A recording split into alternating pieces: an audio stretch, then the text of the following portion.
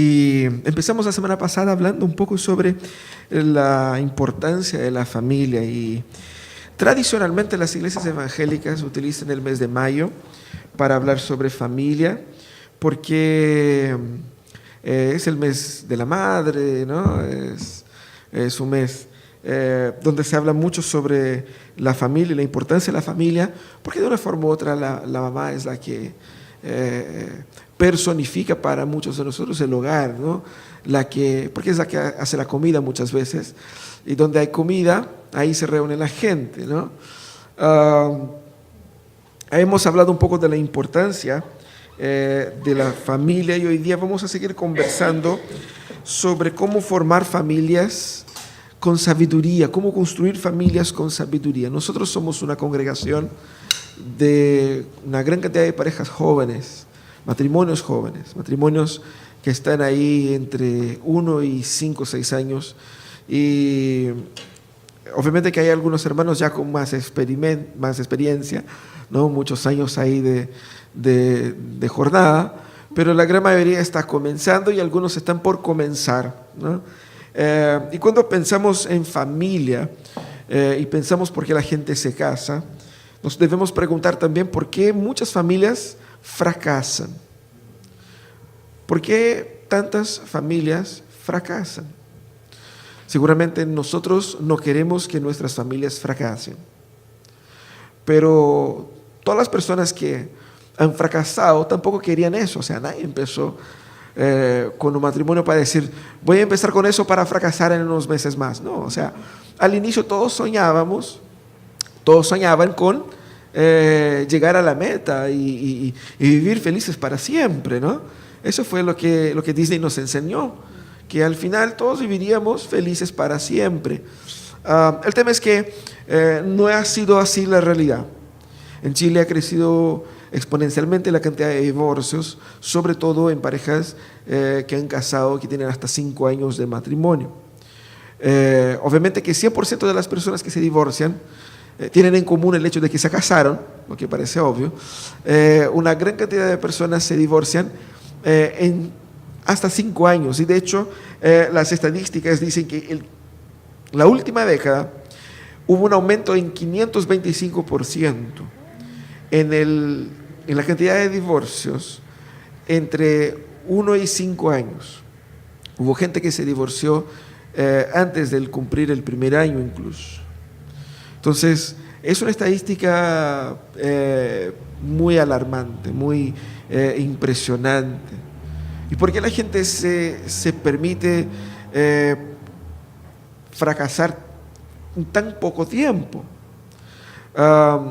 Uno de los investigadores que analizaban esas encuestas dijo lo siguiente: hoy las parejas se organizan de una manera bastante más superficial, y los valores que a veces las juntan son transitorios y no permanentes. Cambiando el valor puede cambiar la posibilidad de estar juntos. Lo que él quiere decir es, las motivaciones por detrás de la decisión de casarse son normalmente superficiales. Y por ser superficial la motivación, también conlleva a un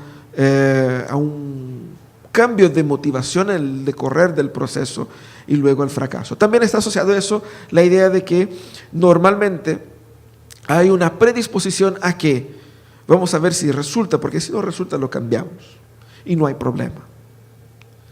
La comprensión del matrimonio como un acuerdo fácilmente cambiable ha conllevado a eso. Pero obviamente que eso genera dolor, eso genera frustración, eso genera sufrimiento. No todas las parejas que se han separado por simplemente, bueno, eso no funciona, así que vamos para otro lado, sino que hay, en muchos casos, hay síntomas de agresión verbal, agresión a veces física, hay bastante sufrimiento, angustia, dolor, y puedo dar por seguro que nadie termina una relación sin el gustito amargo del fracaso. No era ese el proyecto, pero fracasó. La sociedad trata de normalizar eso, pero nuestro corazón sigue mostrando que no es así. No es normal.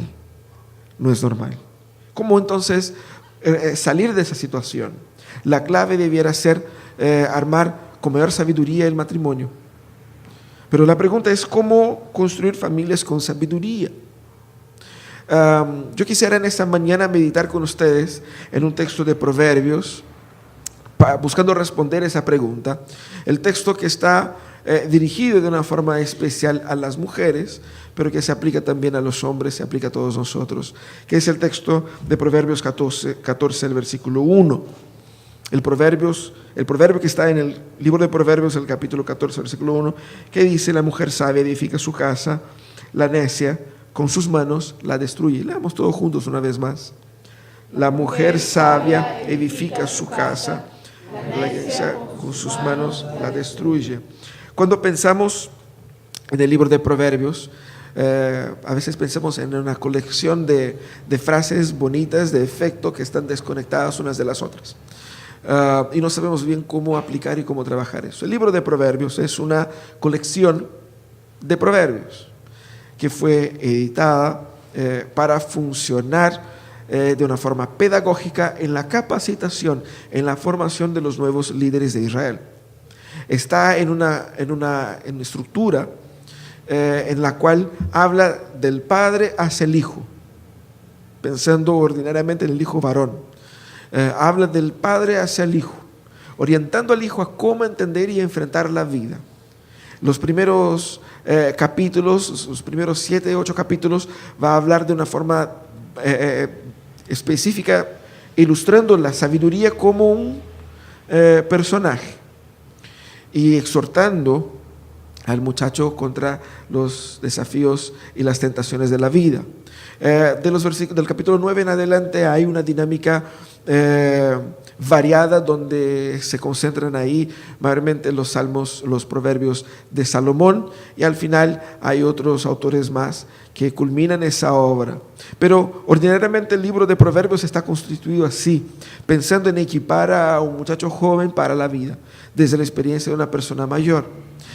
No habla solamente únicamente al muchacho, habla también a la muchacha, pero habla poniendo el énfasis primeramente en el varón, que es quien debiera liderar su familia. Pero también hay muchas enseñanzas con relación a varios aspectos de la familia, y el libro de Proverbios trae esa misma idea repetida en otros versículos con mayor o con menor énfasis o con detalles un poquito diferentes. Otro detalle del libro de Proverbios es que no son profecías, es decir, no es que porque dijo que es así, así será. El libro de Proverbios está hablando de sabiduría desde la experiencia de alguien que lo vivió, mostrando cómo la vida funciona. Pero obviamente que estos consejos son consejos inspirados por Dios. Entonces tiene otro peso, no es como un consejo nuestro, ¿no? Es un consejo inspirado por Dios y tiene mucha sabiduría ahí. Muestra también cómo pensaban los hebreos el matrimonio y la familia. Hay mucha desinformación en nuestros medios sobre la perspectiva de los hebreos con relación a la familia, porque se suele decir que la familia del pasado era una familia patriarcal, machista y opresora, y ahora nosotros estamos en la modernidad y tenemos que romper con ese modelo. De hecho, cuando miramos con atención las Escrituras, vemos que no era así la familia, no entendían ellos de esa manera, aunque obviamente respetando la lógica bíblica del liderazgo masculino, la función de la mujer tenía una prominencia dorada, una prominencia muy especial y muy importante en el hogar, tanto que lo que trae el texto apunta exactamente a eso: el valor, la función, el destaque, la relevancia que ocupa la mujer para la familia y la obligatoriedad que el muchacho tenga de pensar bien con quién se va a casar. Esa es un poco la idea general de ese texto. Ahora, obviamente que como varios de los proverbios están constituidos en un cierto tipo de paralelismo, donde la primera expresión afirma algo y la segunda, en este caso, lo muestra su contraparte, ¿cierto? Entonces, ese es un tipo de paralelismo antitético donde una primera parte afirma una cosa positiva y la segunda una negativa, como para reforzar lo anterior. Y es así como está construido este proverbio y nos ayuda a pensar un poco en cómo construir familias con sabiduría. Lo primero que debemos pensar a la luz de ese texto es que familia es una obra en construcción. Familia es una obra en construcción. El texto habla claramente que la mujer sabia, ella edifica su casa. Ahí casa significa hogar, familia, ¿no es cierto? Y es interesante que a veces presumimos que las familias se armarán naturalmente con tanto que vayamos a vivir en la misma casa y todo se va a encajar. Juntemos nuestras cositas y vayamos a vivir y ver qué es lo que la vida nos presenta. Y todo se ajustará normalmente. La realidad no es esa. El texto bíblico, juntamente con todo el contexto del libro de Proverbios, va a decir que ser familia es algo intencional y ser familia es algo que demanda trabajo. Cuando digo que familia es una obra en construcción, estamos hablando de que formar familia implica en una intencionalidad de construir algo. Eso en primer lugar. En segundo lugar, significa que demanda trabajo, porque si es una obra en construcción, tenemos que hablar del proyecto. ¿Cuál es el plan? Si hablamos del proyecto, estamos hablando en planificación, organización. Estamos hablando de invertir bastante tiempo preparándonos para ello y preparándonos en ello.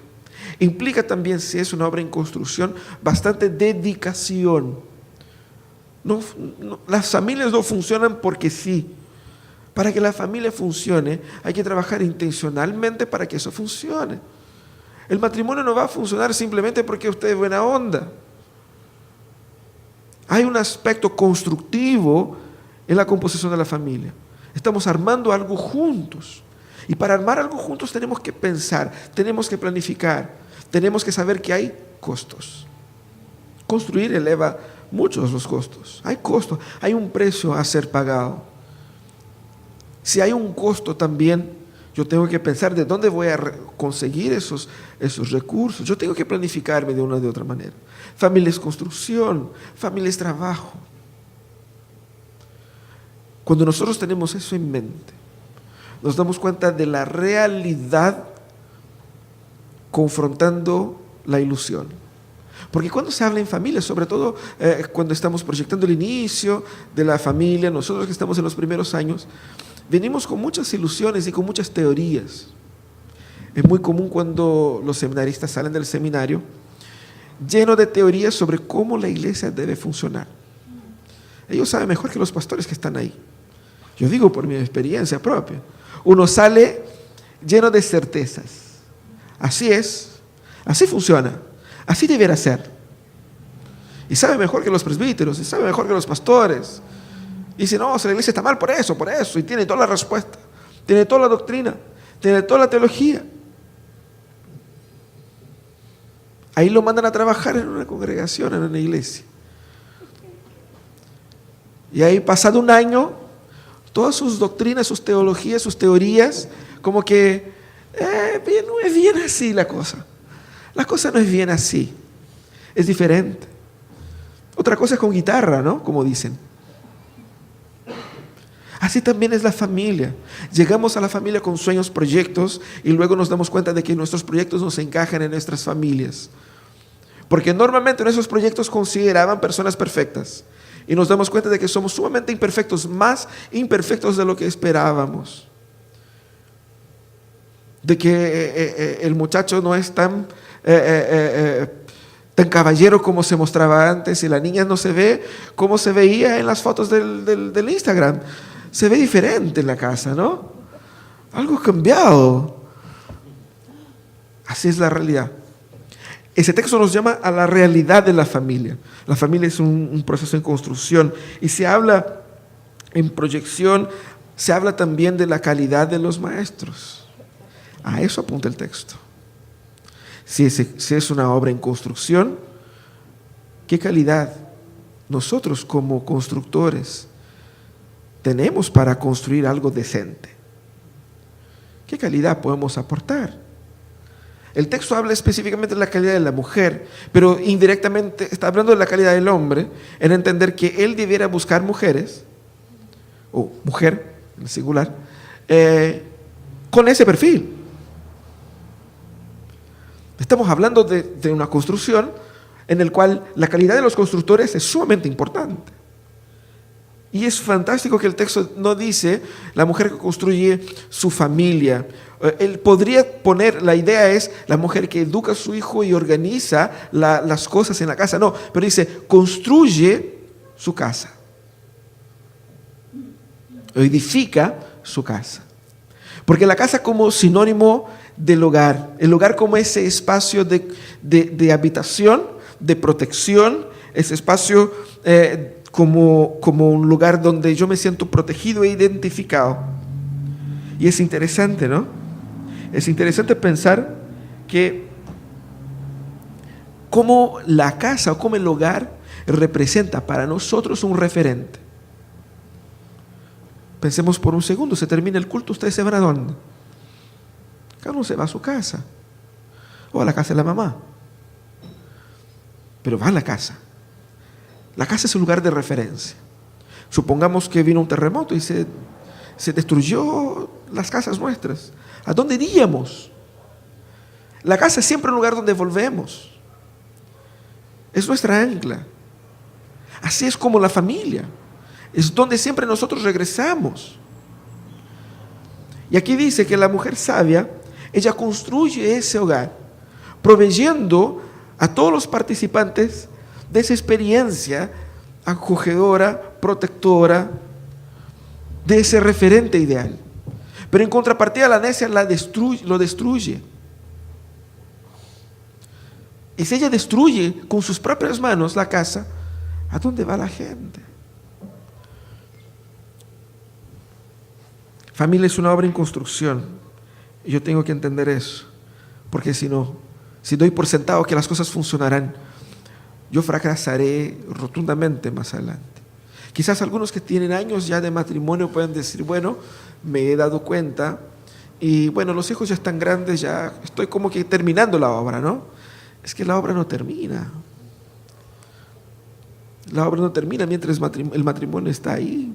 Sigue habiendo vida, sigue habiendo conflictos, sigue habiendo pecado en el corazón de uno, de otro, sigue habiendo lucha, sigue habiendo sueños. Que la familia sea una obra en construcción significa también que esa obra en construcción no termina simplemente cuando se vayan los hijos. Y lo que yo no puse como parte de los datos, pero pese a que hay un aumento en la cantidad de divorcios entre jóvenes, entre parejas jóvenes que están hasta 5 años de matrimonio, la gran cantidad de los divorcios están en aquellos matrimonios con un promedio de 22 años. O sea, gente con 22 años de matrimonio, el número 22 es el número con el mayor número de divorcios en Chile. Gente que ya vivió 2 décadas juntos. Es decir, los hijos crecieron, los hijos están grandes, pero yo ya no conozco a esa persona con la cual yo convivo. Yo quiero ahora vivir mi vida. Estamos hablando de personas ahí entre los 45 y 60 años que están tratando de empezar de nuevo. Y de nuevo, y de nuevo, y de nuevo, tratando de encontrarse. Y muchas veces terminan perdidos por no saber exactamente dónde está mi familia. Tienen hijos, algunos tienen parejas, pero cuando se preguntan, ¿dónde está tu familia? Es una respuesta difícil.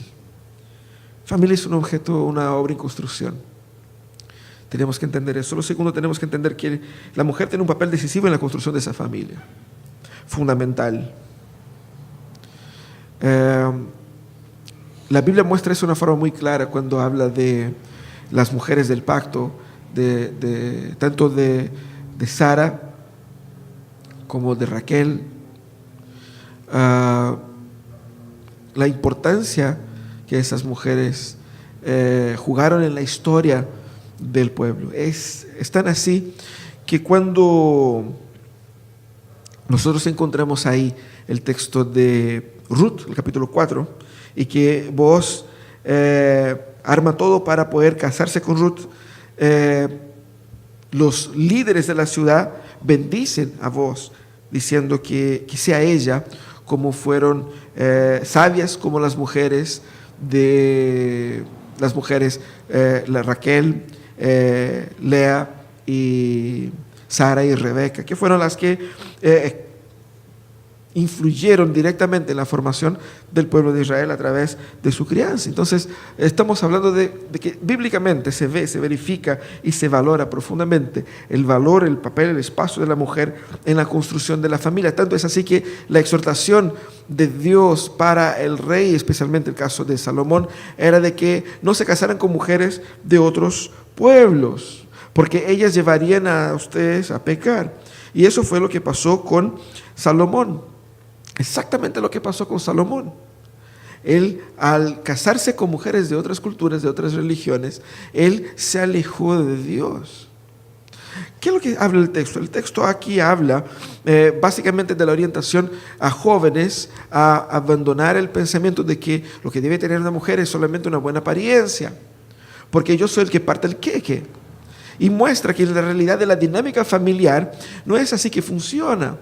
Por más que uno se crea el mentor del proyecto, lo que el texto va a decir es que el éxito de su familia depende de su mujer directamente.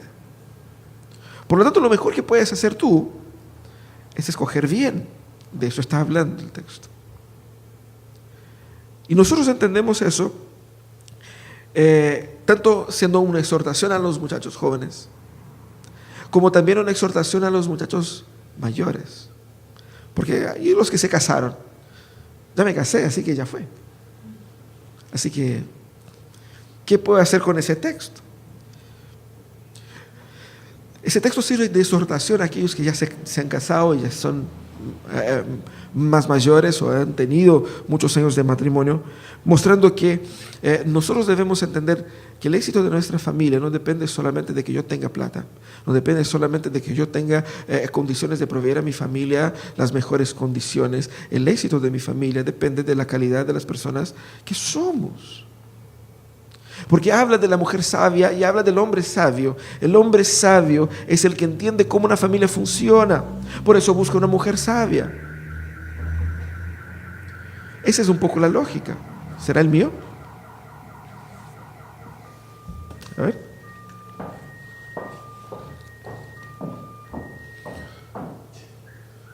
Era el mío, ¿no? Listo. Ya. Entender cómo la familia funciona, entender el rol que cumple la mujer en la dinámica de la familia, ayuda a que yo construya una familia con mejor condiciones de éxito. Y es interesante que el texto llama también la atención a las mujeres a que se preocupen de buscar ellas mismas ser en esas mujeres sabias. Porque su rol en la familia no es, como algunos pudieran pensar en el pasado, su rol es simplemente el de tener hijos. Quizás eso sea un reduccionismo que muchos hayan cometido, pero bíblicamente no es ese. De hecho, el libro de Proverbios da a la mujer un cierto protagonismo que el pecado cultural de los propios hebreos no habían dado. Lo que Dios espera de la mujer en la familia es mucho más de lo que la cultura había provisto para ella, era mucho más de lo que nosotros en nuestra arrogancia de la posmodernidad podemos pensar que debe ser la cosa. El rol de la mujer en la familia cumple con una visión de Dios para el éxito de toda la familia, no solamente de ella misma y no solamente del marido, sino que del hogar como un todo. Hay un rol importante y fundamental ahí. Vemos el capítulo 12 de Proverbios, que la mujer es la corona del marido, es decir, la mujer es la que dice si el marido será alabado o no. Y no se trata aquí de la apariencia, no se trata aquí de que, oye, qué bonita se ve su esposa. Yo creo que eso no sería un tipo de halago, ¿no? Sería un poco más de envidia. Pero no es eso lo que dice el texto. El texto habla de de que cuando nosotros entendemos de que nuestra mujer cumple un rol fundamental, y cuando la mujer entiende el rol trascendental que tiene ella en la construcción de la familia, nosotros podemos optimizar los recursos, valorar. Y aquí está el punto para los hombres. Debiéramos nosotros valorar los aspectos de nuestras mujeres que están relacionados con la pureza y con la fidelidad al Señor, más que otros aspectos. Debiéramos facilitar para que ellas tengan esa posibilidad de crecer en todo lo que sea la sabiduría y el conocimiento del Señor.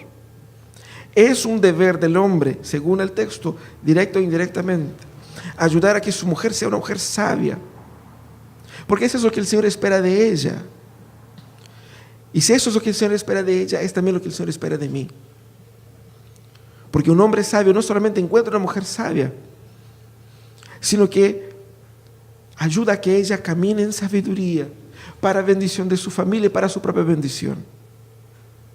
Es por eso que más adelante la Biblia dice que el hombre tiene que amar a su esposa como a su propio cuerpo, porque literalmente es así. Entonces, pensemos en la responsabilidad que tiene la mujer de buscar sabiduría, la responsabilidad del marido de proveer a la mujer las mejores condiciones para que ella se sienta plenamente realizada en su rol, el rol que Dios la dio. Y cuando nosotros cumplimos el rol de la manera como el Señor dice, funciona. Tenemos que abandonar ese pensamiento terco de que nosotros tenemos una mejor idea sobre familia que Dios. De que nosotros sabemos mejor que Dios cómo las cosas deben ser. Sabemos mejor que Dios cómo el ser humano debe funcionar. Sabemos mejor que Dios cuál debe ser el lugar del hombre y la mujer, del hijo, de la madre. Sabemos mejor que Dios todas las cosas, no sabemos nada. El Señor ha diseñado la familia de tal manera a que ella funcione de forma perfecta. Fíjense ustedes que en esa época la madre era la educadora, el padre estaba trabajando. ¿Quién formaba a los hijos? ¿Quién educaba a los hijos? ¿Quién les imponía el pensamiento bíblico a los hijos? Era la mujer. El texto, del Antiguo Testamento nos muestra el caso del rey Ezequías. Él era hijo de un padre idólatra. Él era nieto de un rey idólatra. Pero su mamá, la esposa del rey, era la hija del sacerdote. Y ella lo educó de tal manera que el rey Ezequías pasó a ser un reformador, gobernando por muchos años. Al contrario de su padre, él llevó a Israel, él llevó a Judá hacia la obediencia y el temor al Señor. Y uno dice, ¿cómo puede tener un padre idólatra y un hijo fiel al Señor? La clave ahí está, ¿quién era la madre de este niño? La mujer sabia literalmente edifica su casa. Esa fue la experiencia de Israel. Por lo tanto, el texto llama atención a todo eso, y lo más interesante es que el texto no dice que la mujer perfecta edifica su casa. Dice la mujer sabia. No la perfecta, la sabia. La clave aquí es entender que la sabiduría, siendo el temor al Señor, nace del reconocimiento de nuestros pecados y de nuestra dependencia del cuidado de Dios. Por lo tanto, sabiduría tiene que ver con una mujer que es entregada al Señor. Ella edifica su casa. El hombre sabio busca mujeres sabias, y el hombre sabio ayuda a que su mujer camine en sabiduría, camine en el temor del Señor, para beneficio suyo propio y de su familia. Pero el texto pone énfasis obviamente en la sabiduría, el poder de la sabiduría en la construcción de la familia, y no en cualquier otro elemento. Dice que la mujer sabia edifica, pero la necia, y ahí está la belleza del texto, dice que la necia con sus propias manos lo destruye. Con sus propias manos lo derriba. ¿Qué quiere decir el texto con relación a eso? Ese contraste de sabio y necio es bastante común en el libro de Proverbios. para mostrar cómo el ser humano o cómo la persona debe caminar. Y el contraste normalmente está en el resultado que logra uno y que logra otro. El sabio, en este caso, termina con una casa bien armada, pero el necio, el que es opuesto a la sabiduría, el que rechaza a Dios, el que no tiene temor a Dios, el que no quiere obedecer a los mandamientos de Dios, el que quiere hacer a su manera, el que cree que sabe todo, el que maneja las cosas como él entiende que debe ser, el arrogante, que se lanza a todo tipo de impulsos, a todo tipo de pasiones, a todo tipo de voluntades, ese tipo de persona no solamente no disfruta de una familia bien constituida, como dice el texto, sino que incluso destruye lo que tenga. Porque si uno piensa, si es necio, ¿qué estará destruyendo? Si la sabiduría es quien construye. Incluso lo que recibimos por gracia común de Dios se destruye. El texto va a hablar de que la sabiduría es fundamental para que yo tome mejores decisiones. La sabiduría es fundamental para que yo tenga las mejores motivaciones. La sabiduría es fundamental para que yo entienda quién soy yo y quién es mi prójimo. Es la sabiduría que me va a alejar de la violencia intrafamiliar. Es la sabiduría que me va a alejar del endeudamiento absurdo que muchos de nosotros hemos llegado y que no sabemos de dónde salir. Es la sabiduría que nos va a ayudar a encontrar un equilibrio entre trabajo y descanso. Porque la sabiduría nos va a llevar a la ley. La ley dice: 6 días trabajarás y harás toda tu obra, y el 7º día del Señor, en ese día descansarás. Es la sabiduría que me va a librar de todos los ídolos que ocupan el lugar de Dios en nuestras vidas. Es la sabiduría que va a evitar todos estos malos ratos y todo ese sufrimiento.